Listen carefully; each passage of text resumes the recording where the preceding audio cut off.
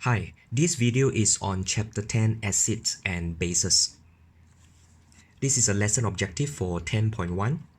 First part, we'll be looking at the definition of acid to define acids as substances that produce hydrogen ions in aqueous solution. And the second part will be looking at the chemical properties of acids. That means what do acids react with? Okay, so the definition of acid is a substance which produces hydrogen ion or H plus ion when dissolves in water. Okay, so hydrogen ion, the chemical formula is H plus. So let's look at the example of hydrogen chloride. Now, hydrogen chloride is actually a gas. When hydrogen chloride, okay, when it is in gaseous form, it appears in molecule. That means they share electrons. The hydrogen atom and the chlorine atom share electrons. So this is a hydrogen chloride molecule. So it's the same thing when hydrogen chloride is dissolved in organic solvent. Let's say alcohol or ethanol. So the hydrogen chloride will exist in molecular form. Okay, HCl. So this is a molecule, hydrogen chloride molecule. Now, when hydrogen chloride is dissolved in water, it will form hydrochloric acid. Now, what happens is when they dissolve in water, it will ionize or dissociate. That means the H plus and the Cl minus ion will be formed. Okay, so dissociate or ionizes or form ions to become the H plus and the Cl minus. So the hydrogen and the Cl, they will split up to form hydrogen ion like this. So that's why hydrogen chloride will only form ions when it is dissolved in water. So all acids behave in such a way. So we can look at other common types of acid. Okay, so just now we look at hydrochloric acid. Likewise for nitric acid, HNO3. So when nitric acid dissolves in water, it will form H plus ion as well as the nitrate ion. Now bear in mind that this NO3 minus nitrate ion, it will not split up to become nitrogen ion and oxide ion.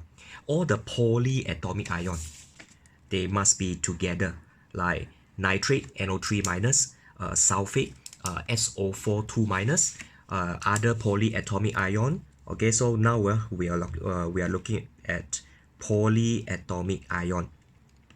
So all these polyatomic ions, they will exist as a group of atoms to form the ions. So an example would be NO3 minus, okay, nitrate ion, sulfate, SO4 2 minus, you have hydroxide, okay, you have carbonate, CO3 2 minus, as well as ammonium.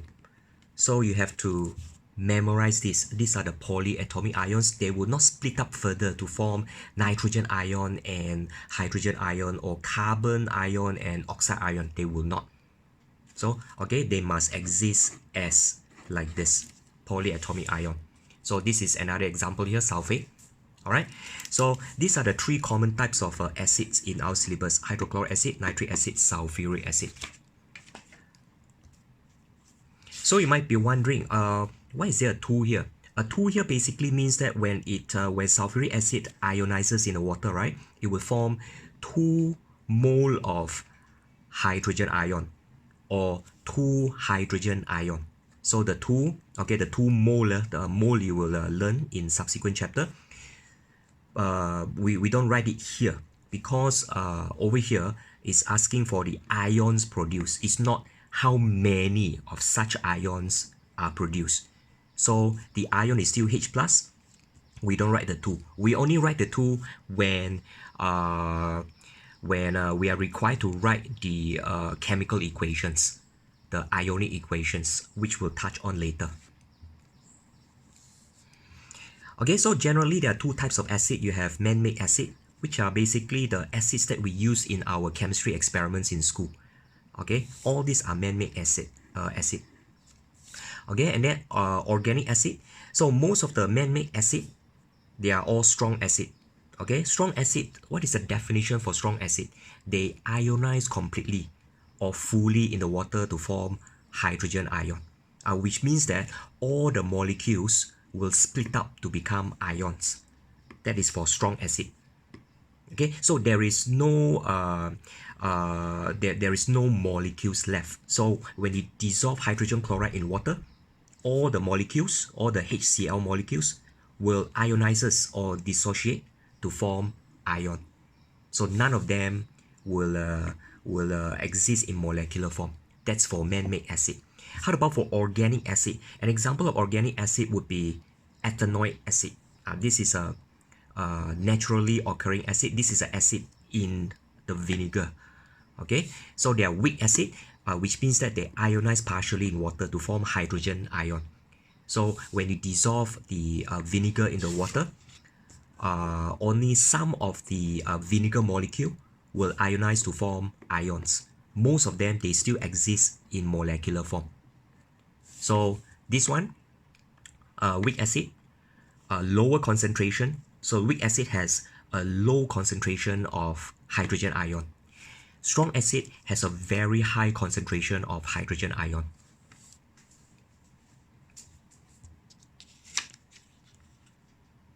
Alright, so now we'll look at, so now we have finished already the first learning objective, which is define acids as substances that produce hydrogen ions in aqueous solution. So bear in mind that you have to memorize the definition of the acid. So the second part of 10.1 will be looking at the chemical properties, okay, the chemical reactions of acid. Chemical properties of acids and their reactions with metals, bases, and carbonates. So basically it's already spelled out here the chemical reactions that acids would undergo. So acid undergoes mainly 3 types of reaction.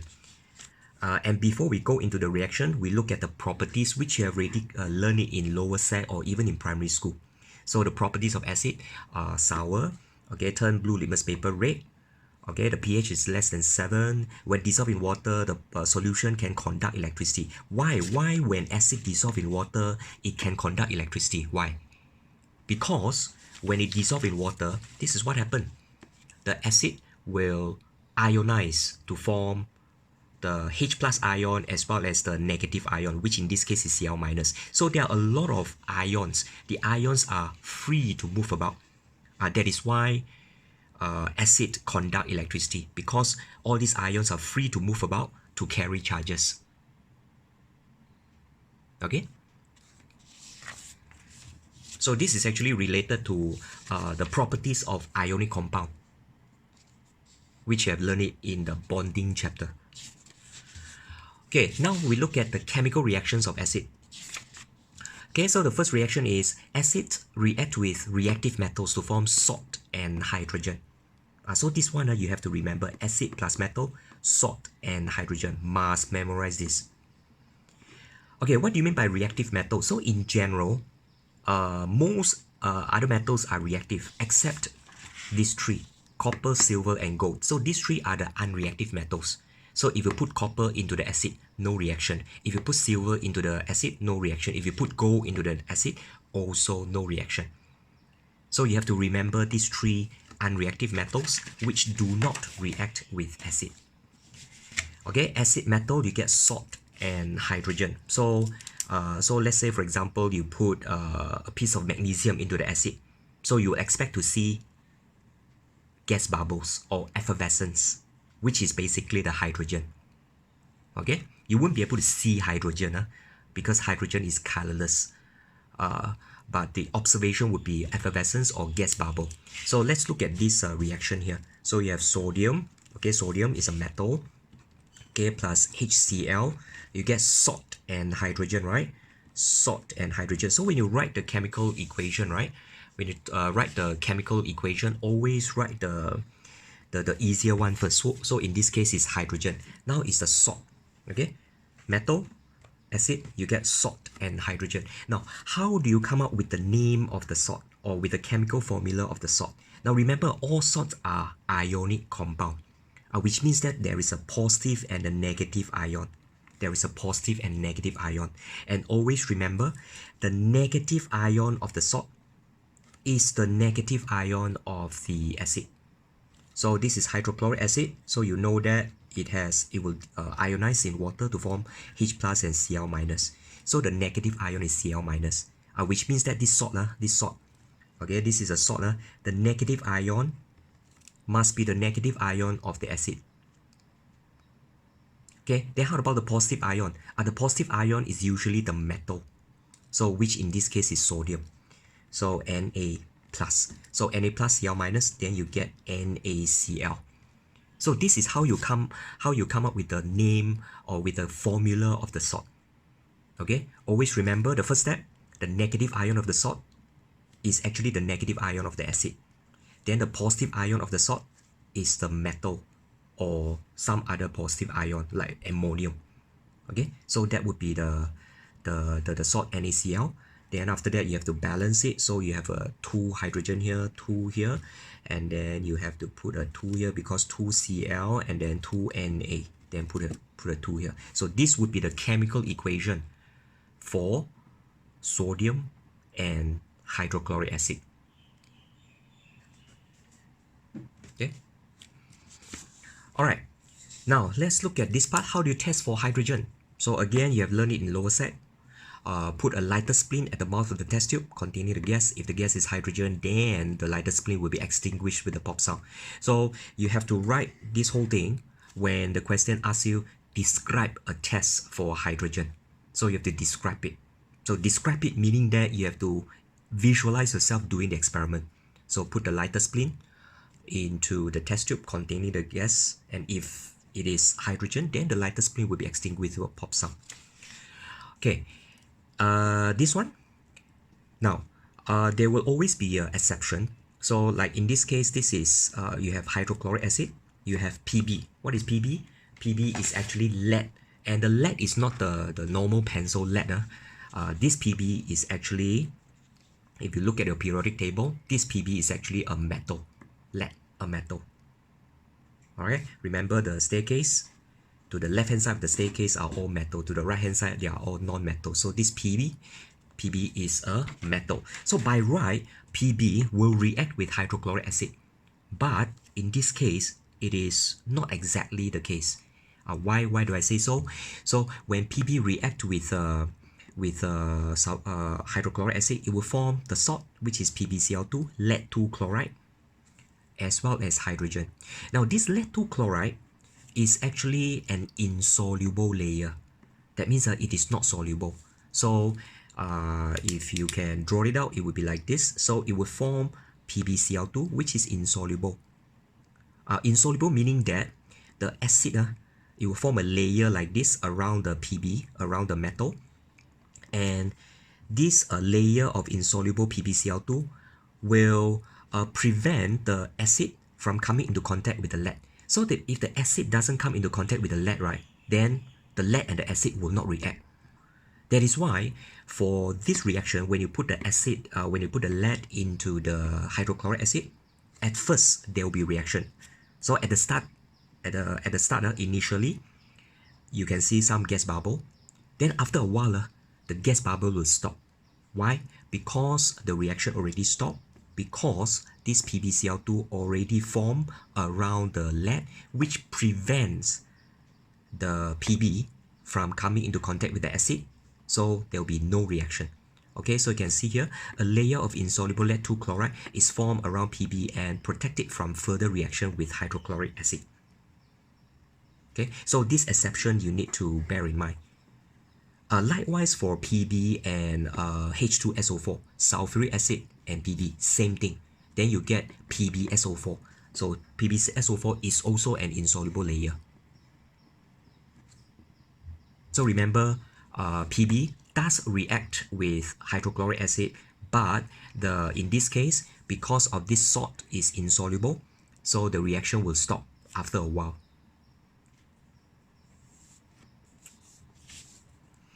Okay, the second reactions of acid would be react with carbonate or hydrogen carbonate to form salt, water, and carbon dioxide. So this word equation you must remember: acid, carbonate, salt, water, and carbon dioxide.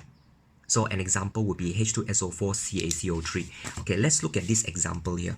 You have H2SO4, you have CaCO3.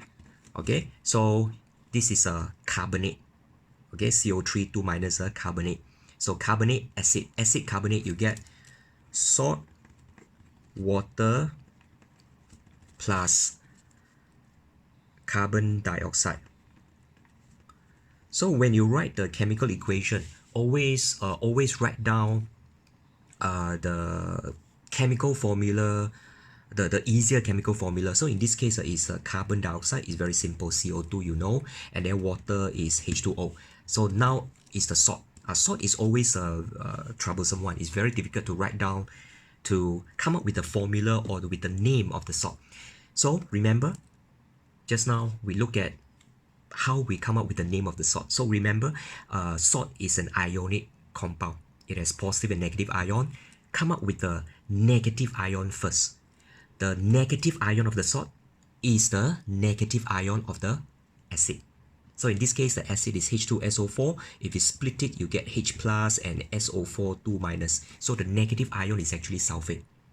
So for this salt, it is sulfate. The negative ion is a sulfate. How about the positive ion? The positive ion is usually the metal, which in this case, where is the metal? Calcium. Calcium is the metal. So Ca, calcium ion, Ca2 plus. So Ca2 plus, SO4 2 minus, so becomes CaSO4. So this would be the chemical formula for the salt. All right. Okay, the third reactions of acid would be acid reacts with metal oxides or metal hydroxide to form a salt and water. Metal oxide or metal hydroxide is also known as base. So, for example, metal oxide. So you come up with a metal, magnesium, for example. So magnesium oxide is a metal oxide. So it will react with acid to form salt and water. So an example is HCl, Na2O. So this is sodium oxide. So it will form sodium chloride and water. So these are the three chemical properties or three chemical reactions of acid. Okay, first thing, acid metal, salt and hydrogen. Second, acid carbonate, salt, water and carbon dioxide. And the third reaction would be acid acid base or acid metal oxide or metal hydroxide to form salt and water. So these three you must remember by heart. And bear in mind that all three, what is the similarity? All these three reactions, all three produce salt. This one got hydrogen, this one carbon dioxide, this one no gas. So you have to compare the three chemical reactions. So this would wrap up 10.1 of acid bases. Thank you very much. Bye-bye. Hi, this video is about acids and bases chapter 10, 10.2. Now let's look at the lesson objective. The first objective for 10.2 is on the definition of alkali. Okay, define alkali as substances that produce hydroxide ions in the aqueous solution. And then it will be followed by the neutralization reaction. So we look at what is neutralization reaction.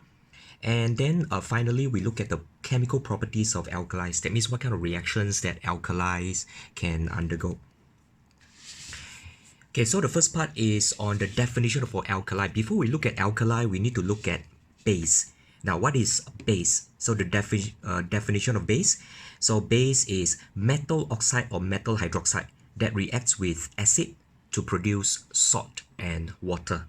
So an example of metal oxide would be like sodium oxide, magnesium oxide, or sodium hydroxide, magnesium hydroxide. So that is actually base, acid base, salt and water. Now when the base is soluble in water, then the base is known as alkali. So in general, only the group 1 and the group 2 bases are soluble in water. Only group 1 and group 2 bases are soluble in water. So for example, copper 2 oxide. Copper is not in group 1 or in group 2. So copper 2 oxide would not be soluble in water. So copper 2 oxide is not an alkali, it is a base. So only when base is soluble in water, it is alkali. Most of the bases are not soluble in water, only some bases. And what are the bases that are soluble in water? Group 1 and group 2. So for example, potassium hydroxide, it's an alkali. Barium hydroxide is an alkali. Copper 2 hydroxide, like just now what I mentioned, copper 2 hydroxide is not an alkali. All right. So only bases that are soluble in water, they are known as alkali. So alkali is actually a subset of base. So if you can use some of your math knowledge, so this is base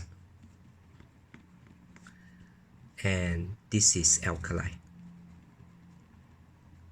Only bases which are soluble in water, they are called alkali. So alkali is a subset of base. Not all bases are alkali, but all alkalis are bases. Very important. Okay, all alkalis are bases, but not all bases are alkali. Only bases which are soluble in water, they are known as alkali.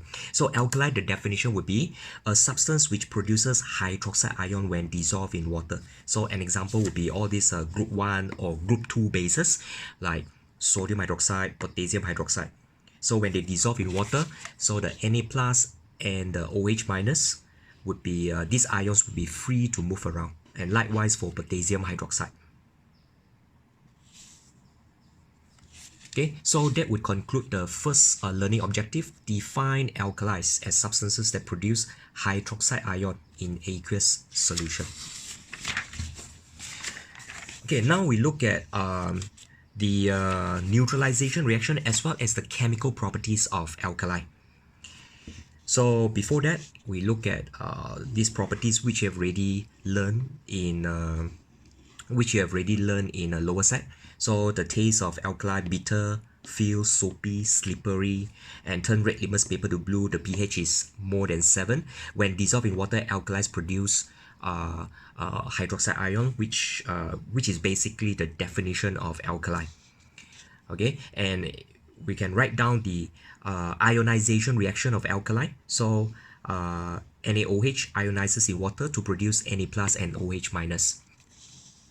Okay, the first reactions that alkali can undergo is alkali reacts with acid to form salt and water. Okay, acid, alkali, salt and water, and this reaction is also known as neutralization reaction. So we look at the example here, NaOH and HCl. You get NaCl and H2O. Now, if we want to write down the ionic equation, okay, so remember, so this is actually a recap on how to write down the ionic equation. So NaOH, okay, NaOH plus HCl, and then you get NaCl plus H2O.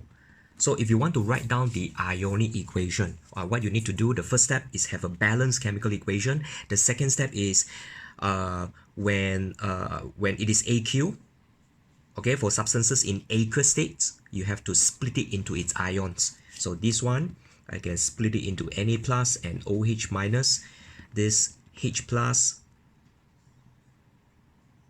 and Cl minus, and then this one is Na plus Cl minus, and then this one is not aqueous, so we don't split it. So that would form this equation.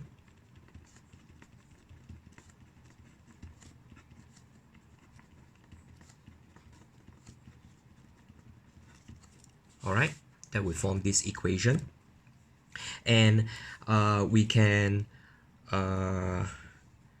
what we can do is we can so the next step would be to eliminate the cancel off the spectator ion. Okay, what are the spectator ions? Ions that appear on both sides of the chemical equation. So for example, Na plus, so this is a spectator ion. And then you have Cl minus spectator ion. So what is left is OH minus plus H plus, then you get H2O. So this is the ionic equation for this neutralization reaction between hydrochloric acid and sodium hydroxide. All right. Now we look at another neutralization reaction, KOH HNO3. So similarly, we can write down the ionic equation for this reaction. So if we write it down, so that would be KOH, AQ, HNO3, AQ, and then KNO3, AQ plus H2O, which is a liquid. All right. Then after that, next step, when the substance is in AQ, we split it into its ions, K plus OH minus, H plus and NO3 minus. This one is K plus NO3 minus, and this one is H2O, same. So we rewrite it, K plus OH minus, H plus NO3 minus, K plus NO3 minus, H2O. So the next step would be to cancel off the spectator ions. So K plus cancel off, NO3 minus cancel off. So what is left is OH minus plus H plus, then you get H2O. And this one, this ionic equation for this neutralization reaction is exactly the same as this. So what does it tell us? It tells us that ionic equation for the neutralization reaction will always be OH, sorry, this is OH minus, okay, the minus, put it at the top, OH minus. So basically what it tells us is that the ionic equation for the neutralization reaction will always be as such, will always be OH minus plus H plus, give you H2O, regardless of what acid and what alkali you use. Okay, so this one, in this case, I use hydrochloric acid. This one I use nitric acid. This one, the alkali is sodium hydroxide. This one, the alkali is potassium hydroxide.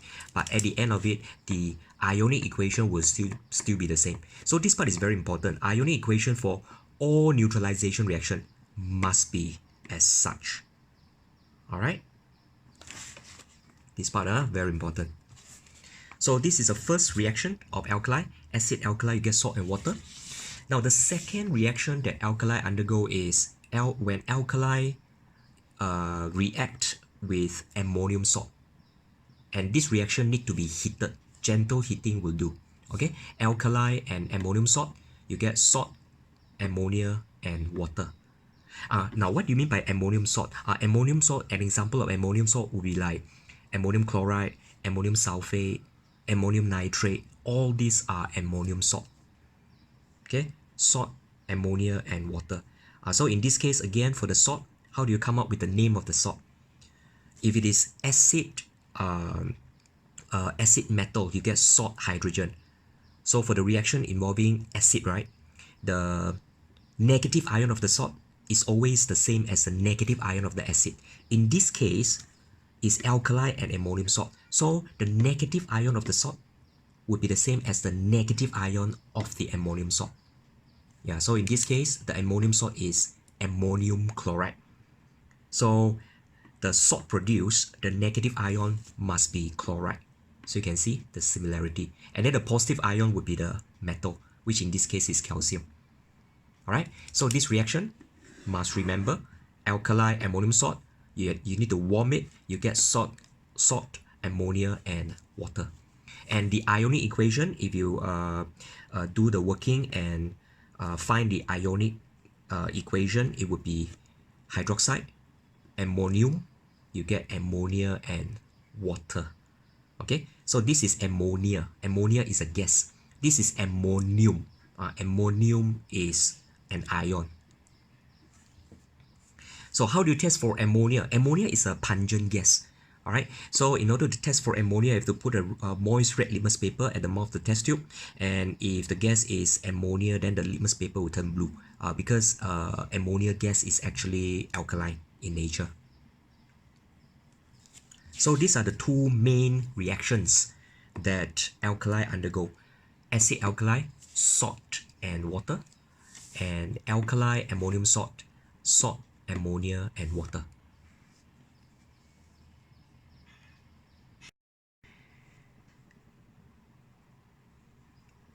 This video is about 10.3 acids and bases chapter. So let's take a look at the learning objective. Okay, so the first thing that we're going to look at would be the effects of acid and alkalis on universal indicator in terms of the color change. And then we'll look at how can we use universal indicator as well as the pH scale to test hydrogen ion concentration and the relative acidity. And finally, we'll look at why do we need to control the pH of the soil and also how do we go about doing it. So the first part is on effects of acids and alkali on universal indicator. So you need to know that universal indicator, it's a solution that can be used to test for the acidity and the alkalinity of a solution. And universal indicator, when it is neutral, it is green. So if you put it in acidic solution, there will be the color change from to yellow, orange, and red. So yellow would be the weak acid. Then after that, you have orange, and then you have a strong acid, which is red color. And for the alkaline solution, you have blue, the weak alkali, as well as a strong alkali would be purple or violet. Okay, so the pH value is calculated based on the relative number of or relative concentration of hydrogen ion and hydroxide ion in a solution. So for example, if the solution is neutral, the concentration of hydrogen ion and the hydroxide ions are the same. Okay, so the concentrations are the same. So you can see H plus and the OH minus, same number, 3 each. And for a weak acid, for acidic solution, the concentration of hydrogen ion is higher than the concentration of hydroxide ion.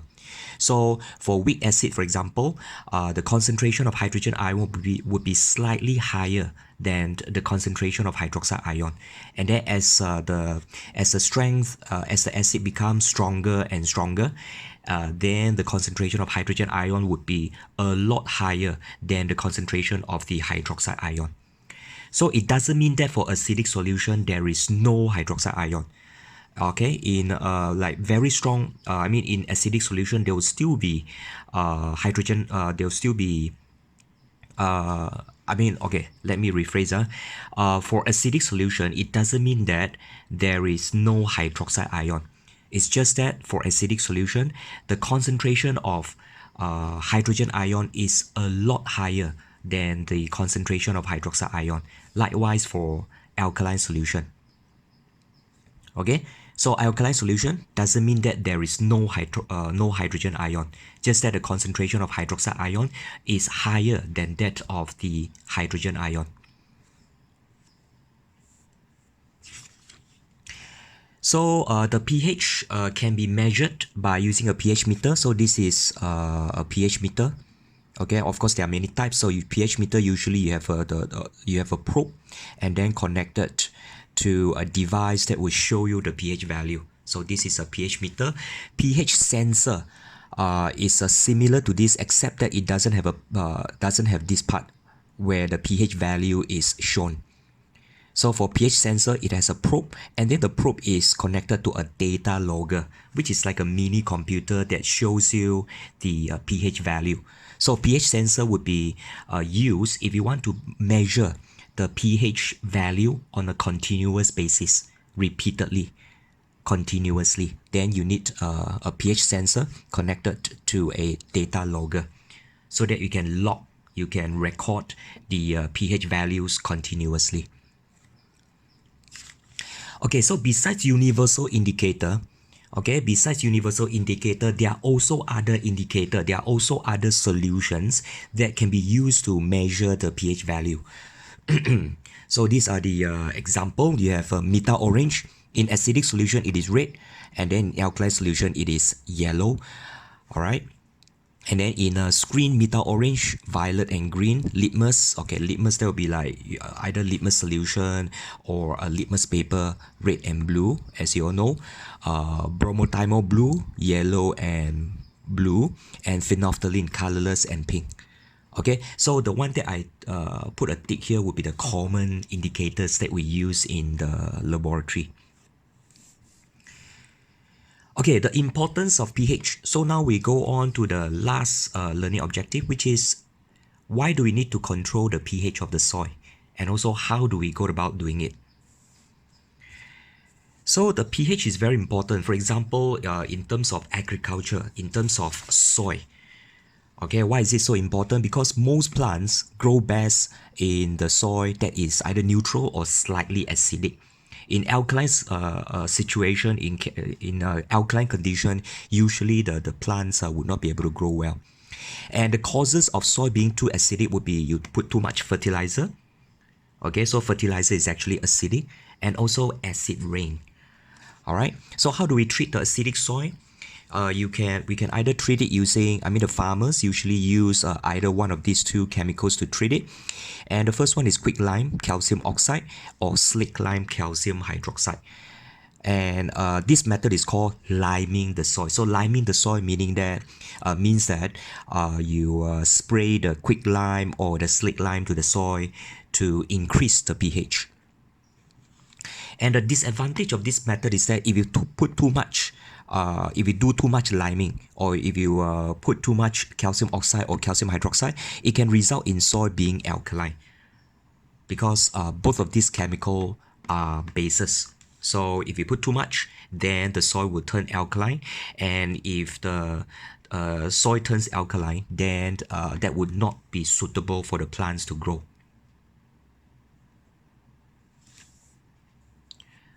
All right, so this will be the end of 10.3. This video is about 10.4 acids and bases chapter. So let's take a look at the learning objective. Classify oxides as acidic, basic, amphoteric, or neutral based on their metallic and non-metallic properties. So this video would be about oxides. Now, what is oxide? Now, oxide is a compound of oxygen and another element. So any compound that contains oxygen, that is an oxide. So oxide is a compound, and there is oxygen inside, and there will always be another element inside.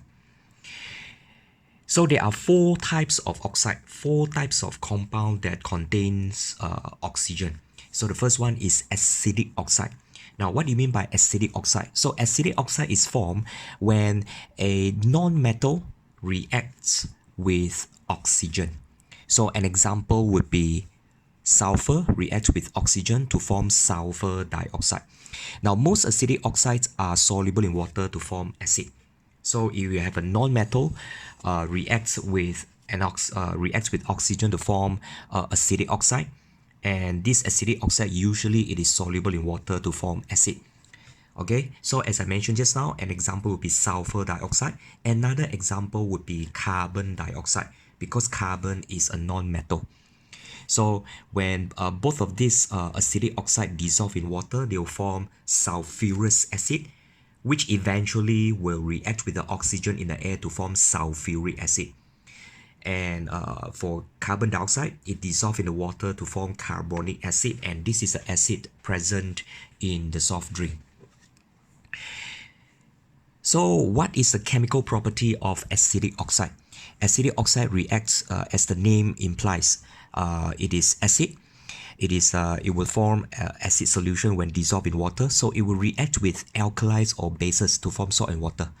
So acidic oxide reacts with alkali or base to form salt and water. Now, most of the acidic oxide dissolve in water to form acid, but some do not. An example would be silicon dioxide. So this is actually sand. So silicon dioxide is an insoluble acidic oxide.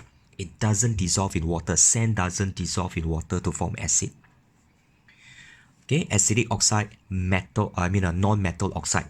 So we have non-metal oxide. So we have a metal oxide as well. So and that is actually called basic oxide. So basic oxide is formed when a metal reacts with oxygen. And most basic oxide are insoluble in water. Some are soluble. So an example of insoluble, copper 2 oxide, iron 3 oxide. Now this is actually iron 3 oxide, not iron 2 oxide, because if you work backward, this is actually Fe3 plus O2 minus, and then you cross multiply, you form Fe2O3. So it's actually iron 3, Fe3 plus. Okay, iron 3 oxide. And an example of a soluble basic oxide would be the group 1 and the group 2 oxide. So sodium is group 1, calcium is group 2. So when sodium oxide dissolved in water, it will form sodium hydroxide. Calcium oxide, calcium hydroxide.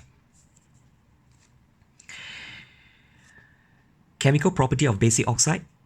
So basic will react with acid to form, base will react with acid to form salt and water. So basic oxide react with acid to form salt and water.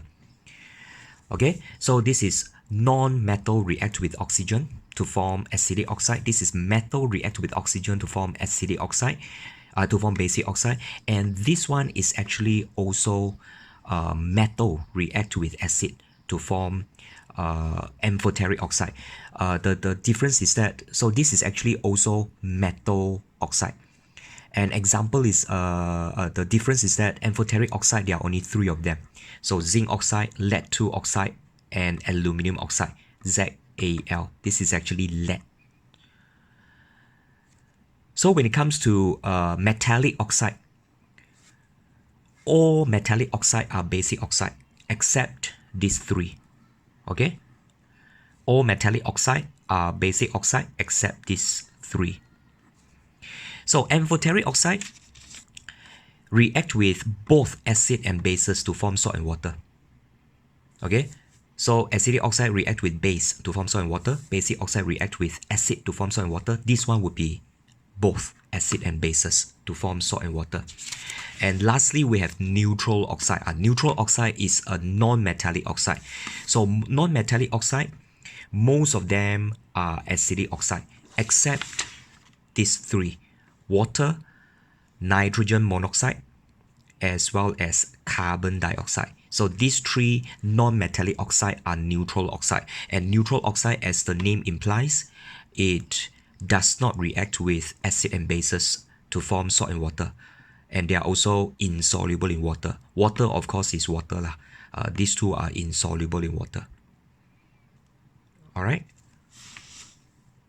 So that would be the 4 types of oxide.